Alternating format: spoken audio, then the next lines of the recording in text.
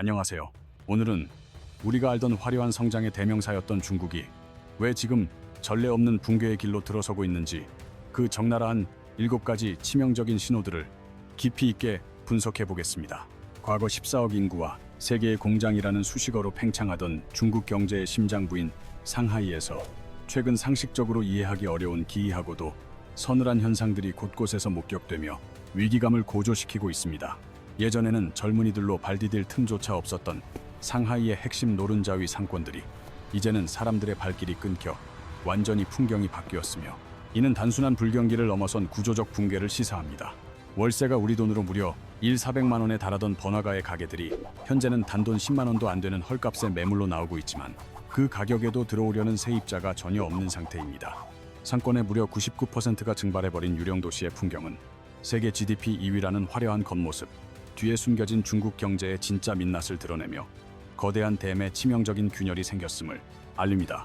오늘 우리는 중국 시스템의 다발성 장기 부전을 의미하는 7가지 징후를 살펴볼 것이며, 그 첫 번째 신호로 중국인들에게 신앙과도 같았던 부동산 시장의 처참한 붕괴를 짚어보겠습니다. 중국 가계 자산의 최소 70%에서 많게는 85%까지가 부동산에 집중되어 있다는 사실은 중국인들이 평생 피땀 흘려 번 돈 전부가 콘크리트 벽 속에 저장되어 있음을 의미하는 지표입니다. 주식이나 예금보다 집을 부의 절대적인 척도로 믿어왔던 이들에게 최근 베이징과 상하이 외곽의 2선, 3선 도시들에서 벌어지는 아파트 가격의 폭락은 그야말로 재앙과도 같은 충격으로 다가옵니다. 최고점 대비 20% 이상, 심한 곳은 반토막이 나버린 부동산 가격은 단순히 숫자의 하락을 넘어 중산층의 자산 가치를 증발시키며 수억 명의 사람들을 거대한 공포와 패닉 속으로 몰아넣었습니다. 10억 원이었던 전 재산이 자고 일어나니 5억 원이 되어버린 현실 속에서 누가 돈을 빼간 것도 아님에도 느껴지는 심리적 박탈감은 실물 경제를 지탱하던 소비의 근간을 뿌리째 흔듭니다. 2025년 통계에 따르면 부동산 개발 투자는 전년 대비 15.9%나 급감했으며, 신규 주택 착공 면적 또한 20% 넘게 쪼그라들면서 건설 현장의 타워 크레인들이 가동을 멈추고 정막만이 흐르고 있습니다. 타워 크레인이 멈췄다는 것은 단순히 집을 덜 짓는 문제가 아니라 철강과 시멘트, 그리고 가구와 인테리어 등 연관된 모든 전후방 산업들이 줄줄이 셧다운되고 있다는 경제적 경고 신호와 같습니다. 2021년 헝다그룹 사태 당시만 해도 일부 기업의 경영 문제로 치부했으나 5년이 지난 지금은 비구이 위안 같은 대형 개발사들마저 도미노처럼 쓰러지며 부동산 시장 전체가 마비되고 있습니다. 중국 전체 GDP의 4분의 1을 차지하는 부동산 엔진이 꺼져버린 상황은 마치 사기통 자동차가 엔진 하나 없이 달리는 것과 같아서 차체가 덜덜거리고 속도가 나지 않는 것은 당연한 결과입니다. 부동산의 몰락이라는 거대한 구멍은 곧바로 두 번째 신호인 소비 절벽으로 이어지며 14억 인구의 구매력이 세계 경제를 돌린다는 세계의 시장이라는 명성을 무색하게 만들고 있는 실정입니다. 과거 루이비통과 구찌 매장 앞에 길게 줄을 섰던 유커들의 모습은 중국 부의 상징이었으나, 화려했던 시절은 저물고 2025년 말 중국의 소매 판매 성장률은 0.9%까지 추락하며 제로 성장에 진입했습니다. 2025년 한 해 동안 중국 전역에서 17연개가 넘는 매장이 문을 닫았으며, 이는 매일 50개씩 가게가 사라지고 명성 높은 딘타이펀 같은 프랜차이즈조차 버티지 못하고 철수하는 상황을 보여줍니다.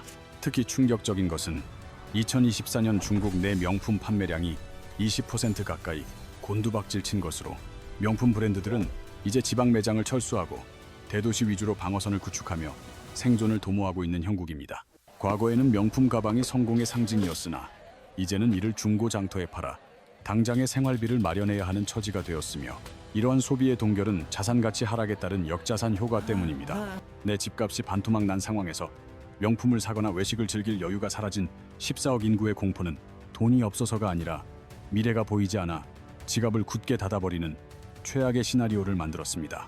소비가 꽁꽁 얼어붙자 기업들은 생존을 위해 극단적인 선택을 하기 시작했고, 그 과정에서 세 번째 신호인 빅테크 기업들의 대규모 해고 사태가 터져나왔습니다. 불과 몇 년 전만 해도 알리바바, 텐센트, 바이두 같은 기업들은 중국 청년들에게 높은 연봉과 복지를 보장하는 꿈의 직장이자 성공의 보증수표였습니다. 하지만 현재 이 거대 공룡 기업들이 가장 먼저 사람을 잘라내고 있으며, 이는 중국 경제의 성장 동력이 심각하게 훼손되었음을 보여주는 상징적인 사건입니다.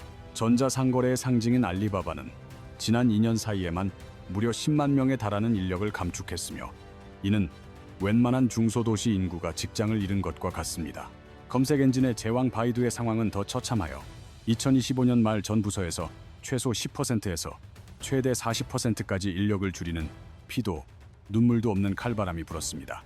국가의 핵심 인재라 칭송받던 IT 엔지니어들이 하루아침에 짐을 싸서 거리로 내몰리고 있으며 컴퓨터 하드웨어의 강자 레노버 역시 대규모 감원의 파고를 피하지 못했습니다. 과거의 경제 위기가 주로 공장 노동자들에게 타격을 주었다면 이번 위기는 고학력 화이트칼라 계층을 정조준하고 있다는 점에서 그 심각성이 차원을 달리합니다. 정부의 강력한 규제로 손발이 묶인 데다 경기 침체로 인해 기업들의 주 수입원인 광고 수익마저 말라버린 것이 이러한 대량 해고의 복합적인 원인이 되었습니다. 실제로 바이두의 온라인 광고 매출이 5분기 연속 하락했다는 데이터는 기업들이 더 이상 마케팅에 돈을 쓸 여력이 전혀 없다는 것을 적나라하게 증명합니다. 예전 같으면 미래 성장을 위해 인재를 붙잡아뒀겠지만 지금은 성장보다 당장의 생존이 급급하여 가장 튼튼하다고 믿었던 빅테크라는 방파제마저 무너지고 있습니다. 최상위 포식자인 대기업들이 쪼그라들고 있다는 사실은 그 밑에 있는 수많은 중소기업이나 스타트업들은 이미 숨이 넘어가기 직전의 한계 상황임을 의미합니다. 이러한 기업들의 위기는 고스란히 네 번째 신호인 중산층의 몰락으로 이어지며 중국 경제를 떠받치던 든든한 허리가 무너지는 결과로 나타나고 있습니다. 부동산 폭락, 소비 침체, 대량 해고라는 조각들을 하나로 맞추면 중국 중산층이 벼랑 끝으로 내몰리고 있다는 하나의 비극적인 그림이 완성됩니다. 4억에서 5억 명에 달하는 중국 중산층은 미국 전체 인구보다 많으며 이들은 내수 시장을 지탱하는 기둥이자 사회 안정을 유지하는 핵심적인 존재였습니다. 하지만 전 재산인 집값은 폭락하고 소득원은 끊기면서 한때 풍요를 누리던 이들은 이제 하루하루 생계를 걱정해야 하는 처참한 현실에 직면해 있습니다. 제조업체들은 급여를 30% 이상 삭감하는 것이 예사가 되었고 많은 직장인이 무급 휴직을 강요받으며 소득이 급격히 줄어드는 고통을 겪고 있습니다. 심지어 철밥통이라 불리며 가장 안정적이라던 교사나 공무원들조차 월급이 체불되는 초유의 사태가 벌어지면서 공공부문의 신뢰도 바닥을 치고 있습니다. 중산층의 붕괴는 소득 감소와 지갑 닫기로 이어지고 이는 다시 기업 매출 하락과 고용 불안으로 연결되는 무한 반복되는 죽음의 나선을 형성하고 있습니다. 정부가 소비 쿠폰을 뿌리고 금리를 낮추며 안간힘을 쓰고 있지만 미래에 대한 불신이 깊게 박힌 중산층에게는 이러한 정책적 약발이 전혀 먹히지 않습니다. 내일이 오늘보다 나을 것이라는 기대가 사라진 상황에서 중산층이 느끼는 거대한 심리적 위축은 중국 경제를 짓누르는 가장 무거운 짐이 되었습니다. 이제 경제의 핵심 혈관인 금융 시스템으로 시선을 옮겨보면 다섯 번째 신호인 금융 붕괴의 전조가 곳곳에서 감지되고 있습니다. 2026년 1월 대규모 금거래 플랫폼 JWR이 파산하면서 고객들이 맡긴 1조 8억억 원의 자산이 한순간에 허공으로 사라지는 사건이 발생했습니다. 피해자들은 일확천금을 노린 투기꾼이 아니라 불안한 경제 속에서 노후 자금을 지키려 했던 지극히 평범하고 선량한 서민들이었습니다. 이번 사태는 단순한 금융 사기를 넘어 중국 경제 이면에 숨겨진 거대한 그림자 금융의 부실이 터지기 시작했음을 알리는 신호탄입니다. 제도권 은행의 규제를 피해 부동산 시장으로 흘러들어갔던 비공식 자금들이 부동산 폭락과 함께 연쇄적으로 무너져 내리고 있습니다. 더욱 심각한 것은 지방정부의 재정난으로 건설사의 땅을 팔아 수익을 올리던 모델이 멈추면서 이를 뒷받침하던 지방은행들이 직격탄을 맞았습니다. 허난성 등에서 발생한 예금 인출 중단 사태는 내 돈을 찾지 못할 수도 있다는 뱅크런의 공포가 이미 현실로 다가왔음을 보여줍니다. 2024년 말 기준 중국 가계부채는 89조 7천억 위안에 달하며 성인 인구의 7%가 빚을 갚기 힘든 고위험 채무자로 분류되었습니다. 금융은 거미줄처럼 촘촘히 연결되어 있기에 그림자 금융과 지방은행의 붕괴는 중국 경제 전체를 마비시키는 치명적인 독이 될 수 있습니다. 실물 경제의 침체가 금융 시스템의 근간을 뒤흔드는 이 과정은 중국이라는 거대한 시스템이 마주한 가장 위험한 순간 중 하나입니다. 이제 그 어떤 경제 지표보다도 뼈아프고 회복하기 어려운 여섯 번째 신호, 청년 실업의 참혹한 현실을 들여다보겠습니다. 나라 절반이 백수 상태다 라는 말이 중국 온라인에서 공공연하게 돌 정도로 청년들이 느끼는 절망감은 임계점을 넘어섰습니다. 2025년 8월 기준 16세에서 24세 사이의 공식 청년 실업률은 18.9%를 기록하며 청년 5명 중 1명은 일자리가 없는 상황입니다. 하지만 이 숫자조차 현실을 다 반영하지 못했다는 것이 정설이며 2025년 역대 최다인 220만 명의 대졸자가 쏟아지며 위기는 심화되었습니다. 매년 서울 인구보다 많은 청년들이 일자리를 찾아 사회로 나오지만 이들을 받아줄 경제적 의자는 턱없이 부족한 구조적 모순에 처해 있습니다. 과거에는 대학 졸업장이 중산층으로 가는 보증수표였으나 이제는 명문대를 졸업하고도 배달 라이더 조끼를 입어야 하는 것이 냉혹한 현실입니다. 석박사 학위를 가진 고학력자가 길거리에서 배달 음식을 나르는 모습은 더 이상 뉴스거리가 아닐 정도로 흔한 풍경이 되어버렸습니다. 베이징대의 한 교수는 실제 청년 실업률이 통계에 잡히지 않는 인원까지 합치면 최대 46.5%에 달할 수 있다고 강력히 경고했습니다. 사실상 청년 2명 중 1명은 실업 상태이거나 단기 알바로 연명하고 있는 셈이며 이는 국가의 미래 동력이 상실되었음을 의미합니다. 공부만 열심히 하면 성공할 수 있다던 부모 세대의 사회적 약속이 처참히 깨지면서 청년들이 느끼는 배신감은 거대한 분노로 변하고 있습니다. 청년들의 배신감은 마지막 7번째 신호인 사회적 절망으로 이어지며 내이주안이라 불리는 소모적인 무한 경쟁에 지쳐가고 있습니다. 파이는 더 이상 커지지 않는데 서로 몫을 차지하려고 미친 듯이 경쟁하다가 제자리 걸음만 반복하는 상황은 청년들을 번아웃 상태로 몰아넣었습니다. 이에 대한 반작용으로 바닥에 납작하게 눕는다는 뜻의 탕핑 트렌드가 확산하고 있는데 이는 단순한 휴식이 아닌 사회적 파업 선언입니다. 더 이상 무의미한 경쟁을 하지 않겠다는 청년들의 외침은 연애, 결혼, 출산, 내 집 마련을 모두 포기하고 최소한의 생존만 유지하겠다는 결단입니다. 부모 세대와 달리 노력해도 보상받지 못하는 학습된 무력감은 승산 없는 게임판에서 말이 되기보다 차라리 게임판을 엎어버리겠다는 극단적 선택을 낳았습니다. 이러한 비관주의는 혼인율과 출산율을 역대 최저로 떨어뜨렸으며 불행을 대물림하지 않겠다는 슬픈 다짐이 인구 절벽을 가속화하고 있습니다.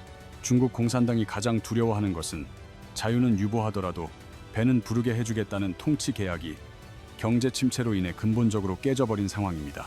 일본의 잃어버린 30년과 놀랍도록 닮아있지만 결정적인 차이점은 일본은 부자가 된 뒤 늙었으나 중국은 부자가 되기도 전에 늙어가고 있다는 점입니다. 1인당 GDP가 미국의 6분의 1 수준에 불과한 상태에서 성장은 멈추고 사회는 늙어버리는 중진국 함정의 비극이 중국을 덮쳤습니다. 설상가상으로 미국이 관세 장벽을 세우고 기술을 차단하는 등 대외 환경마저 최악으로 치달아 수출을 통한 위기 돌파 구조차 막혀버린 형국입니다. 전기차와 배터리 등 신산업에서 희망을 찾으려 하지만 거대한 경제 붕괴를 막기에는 타이밍이 너무 늦었다는 것이 냉정한 평가입니다. 지금 중국 경제는 배터리가 1% 남은 최신형 스마트폰과 같아서 겉은 화려하지만 충전 단자가 고장나 곧 꺼져버릴 위기에 처해 있습니다.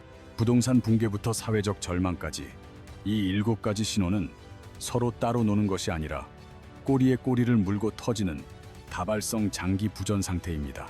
남의 나라 일이라고 방관할 수 없는 이유는 중국이 여전히 우리의 최대 교역국이며 그들의 내수 침체는 곧 우리 기업의 타격으로 직결되기 때문입니다. 중국발 금융위기가 현실화된다면 우리 금융시장 또한 휘청일 수밖에 없으며 이는 강 건너 불구경이 아니라 이미 우리 옷자락에 불이 옮겨붙은 상황입니다. 앞으로 우리는 청년 실업률 20% 돌파, 일선 도시 집값 하락, 소매 판매 감소, 그림자 금융사고 빈도라는 4가지 체크포인트를 예의주시해야 합니다. 2026년은 중국이 파도를 넘고 일어설지 아니면 서서히 침몰할지를 결정짓는 운명의 분기점이 될 것이며 이는 세계 경제에도 큰 파장을 미칠 것입니다. 확실한 것은 지난 40년간 이어져온 중국의 고속성장 신화라는 챕터는 이제 완전히 끝났고 훨씬 더 불확실하고 위험한 새로운 챕터가 열렸다는 사실입니다. 과연 중국은 회복 불가능한 길로 들어선 것일까요? 아니면 다시 일어설 저력이 있을까요? 여러분의 날카로운 통찰과 의견을 댓글로 자유롭게 남겨주시기 바랍니다. 오늘 분석이 유익하셨다면 구독과 좋아요를 부탁드리며 저는 앞으로도 더 깊이 있는 이슈와 통찰로 다시 찾아오겠습니다. 감사합니다.